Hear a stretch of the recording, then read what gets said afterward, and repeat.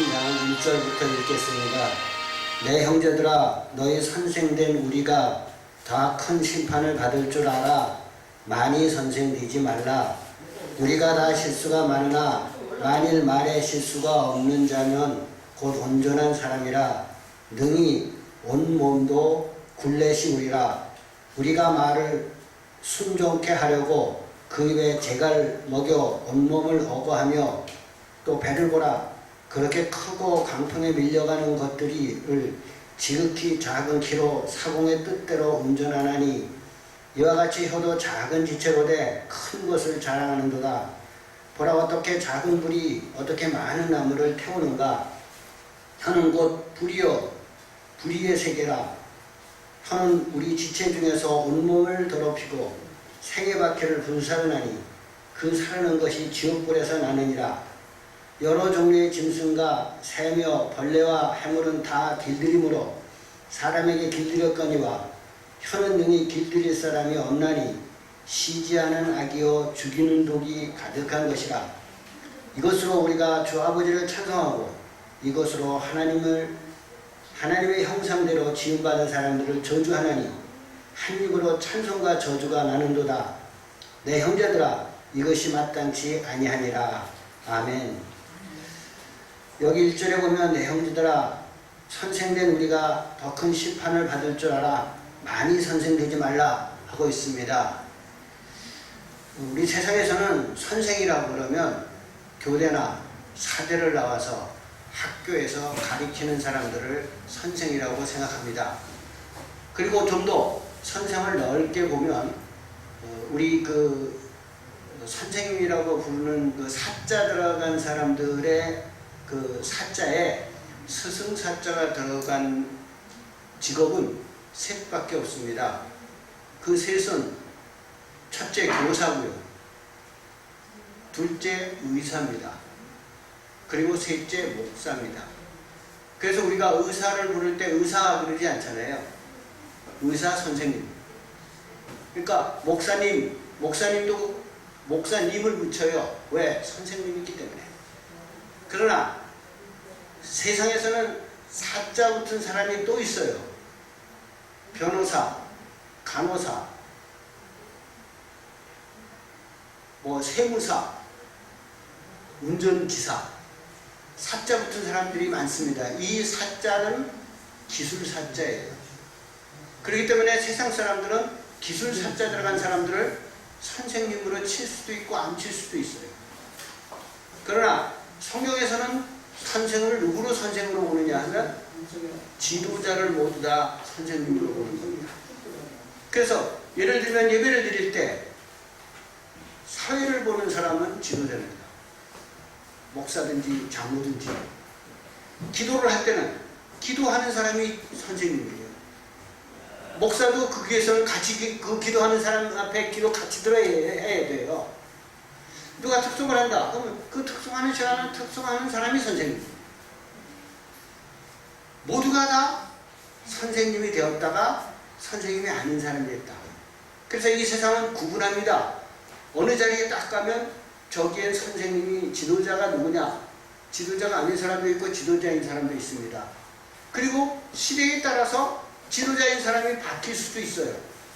예를 들면 교회에서 설교할 때는 목사가 지도자지만 선생이지만 목사가 병원에 가면 선생이 아니에요. 의사가 지시하는 대로 목사도 따라가야 되는 겁니다. 이 세상에는 지도자가 다 선생님입니다. 그런데 이 선생님을 많이 하지 말라고 되어 있어요.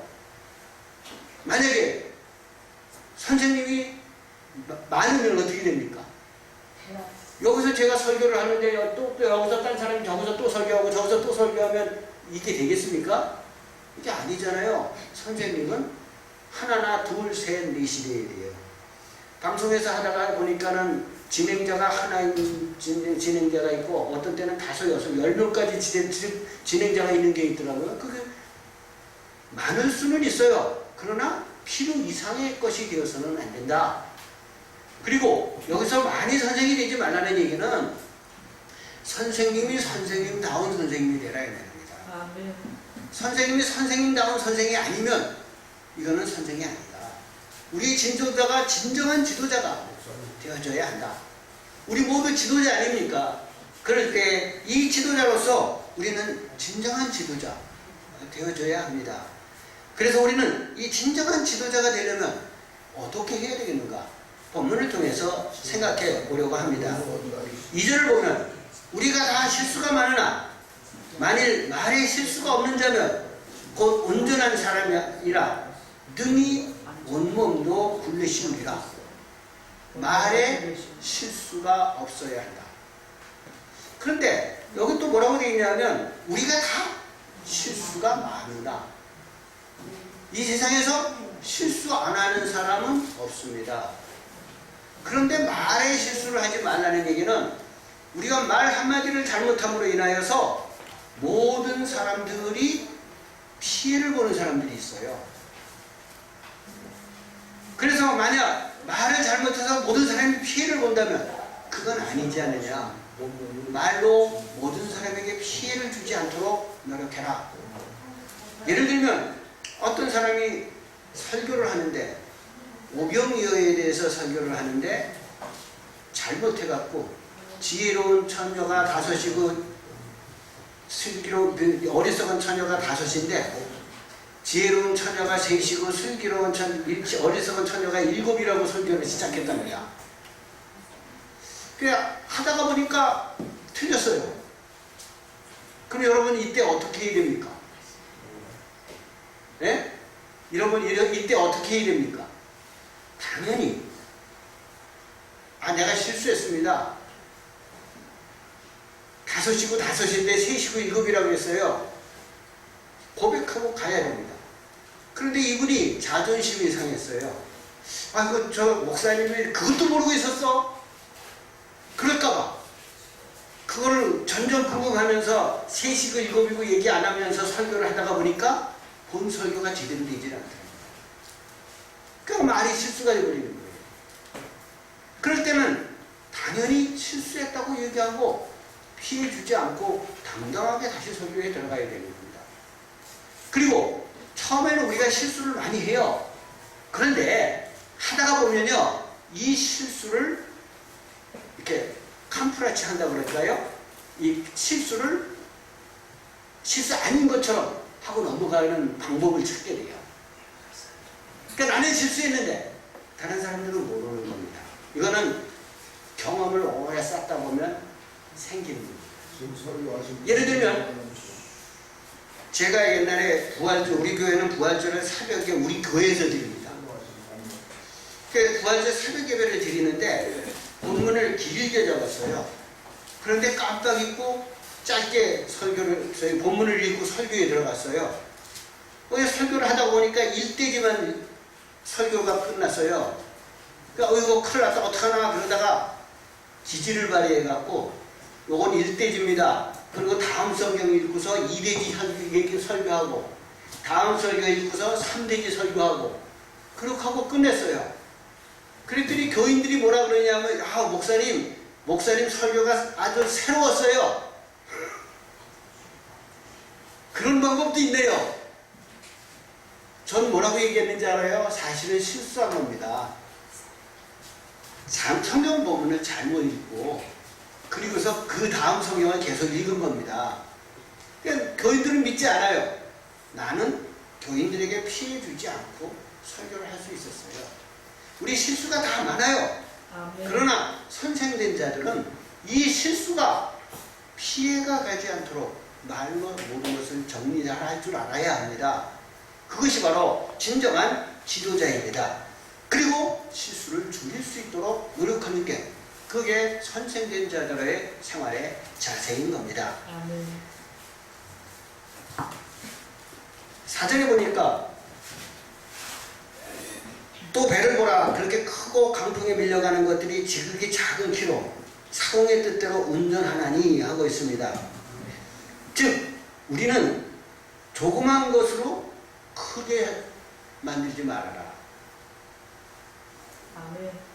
우리 혀는 작습니다. 그런데 그 혀가 이 세계를 뒤엎을 수도 있고 이 세계를 좋게 만들 수도 있고 이 세계를 나쁘게 만들 수도 있어요. 마치 배가 키로 그 큰 배가 이쪽으로 가고 저쪽으로 가고를 다 하고 불이 성냥불 하나가 온 산을 다 태우듯이 조그만 것 하나를 크게 만들면 엄청난 피해를 봅니다. 그러므로 혀를 피해를 크게 보지 않도록 말을 너무 조그만 말을 크게 만들지 말라. 아멘. 조그만 말을 크게 만들면 그것은 피해가 돼요. 예를 들면 헤롯이 두로 지방에다가 쌀을 안 줬어요. 곡식을. 그랬더니 두로 지방에서 헤롯을 초빙에다가 설교를 시키면서 연설을 시키면서 쌀을 달라고 그랬어요. 그러니까 헤롯이 가서 연설을 하니까 이게 쌀을 받기 위해서 헤롯에게 두로 사람들이 저 말은 신이다. 저 말은 하나님이 하는 말이다. 이렇게 외쳤어요. 혀로 크게 말한 말이요. 어떻게 사람이 하나님이 될 수 있습니까? 그러니까 이 헤롯이 그 말을 받고 자기가 하나님인 줄 알고 내가 하나님이라고 그러다가 성경에 뭐라고 되어 있어요? 축 맞아서 죽어요.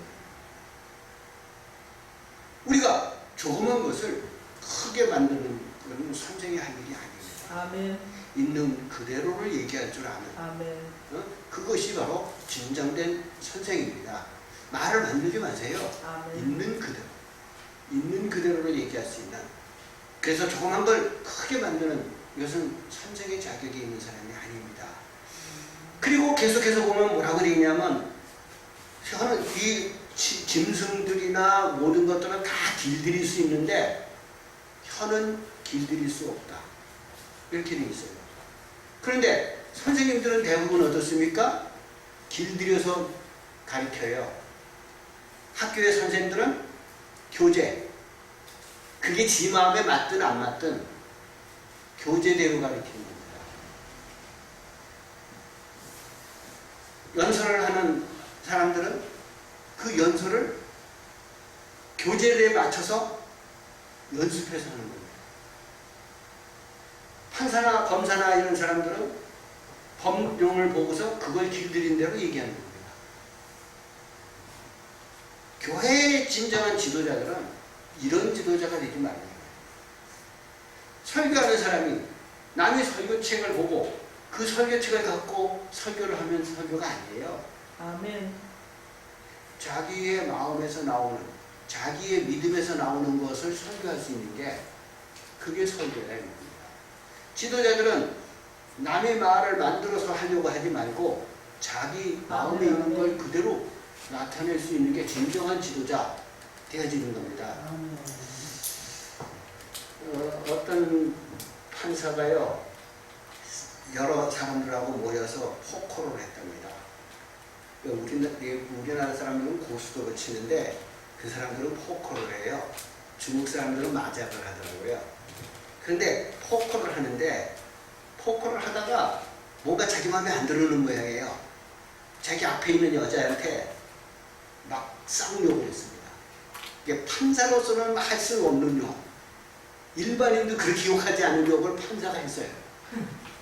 그러니까 모든 사람들이 보기에 저 판사님은 참 거룩하고 그런 줄 알았는데 말이 막 나왔어요.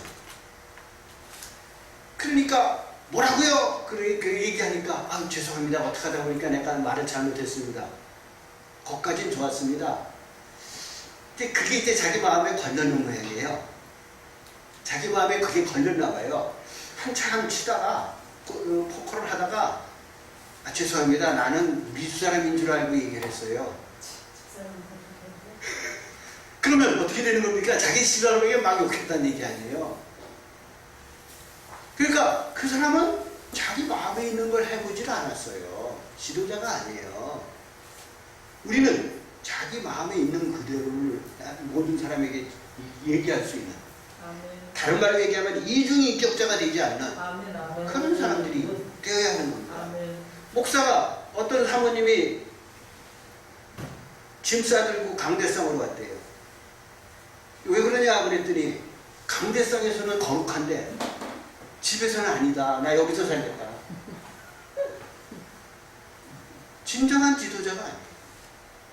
우리는 진정한 지도자가 돼야 합니다. 아멘. 그러기 위해서는 뭐냐면 찬송과 저주가 한 입에서 나오면 안 돼요. 항상 찬송할 수 있는 자세를 가지고 있어요. 아멘. 그리고 내 마음에서 아니 근데 누구든지 마음에서 다른 저주하는 소리는 안 나올 수 있습니까? 그거는 성령으로 마귀라 스탄을 물러가라 하면서 없앨 수 있는 노력을 해야 돼요. 아멘. 그래서 어느 정도 이렇게 지내면서 그 습관적인 생활을 하다가 보면 찬송만 할 수 있는 그런 어떤 상황이 됩니다.